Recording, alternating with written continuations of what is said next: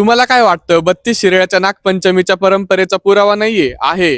जेव्हा श्री समर्थ रामदास स्वामी शिराळ्यात आले होते त्यांनी ह्या 2 काव्यपंक्ती नक्की लिहिल्या होत्या. जागा लक्ष्मीचे शिराळे ते निगती नागकुळे, श्रावण मासी मुले बाळे खेळवती. आमचं भाग्य असं आहे की आमचा देव जिवंत आहे. आमचा इतर कुठल्या ठिकाणी देव सगळे मूर्तीमध्ये असतात. आमच्या देवाचं वैशिष्ट्य देव जिवंत आहे आणि त्याला साक्षात समोर बघतो आणि त्याची पूजा करतो. मी ऐकलं होतं की पालखीचा मान पण तुमचाच आहे, त्याच्याबद्दल काय? शेकडो वर्षापासून जी परंपरा सुरू झाली ते ग्रामदैवताला पालखी जाते. आमच्या घरी वर्षभर देवाची पूजा होते, पालखी घरी असते. नागमूर्ती पंचधातूची शंकराची मूर्ती आहे, ती वाजत गाजत 12 बलुतेदारांसहित मरीमाई मंदिर, अंबामाता मंदिर, वैजेश्वर मंदिर यांना जाऊन परत घरी येते. ही मुख्य परंपरा आहे. इतर वाद्य डॉल्बी किंवा इतर भाग सगळा हा नंतर अलीकडच्या काळात चालू आहे, पण परंपरा प्राथमिक ही फक्त पालखीच्या संदर्भात आहे आणि तीच कायमस्वरूपी चालू राहणार.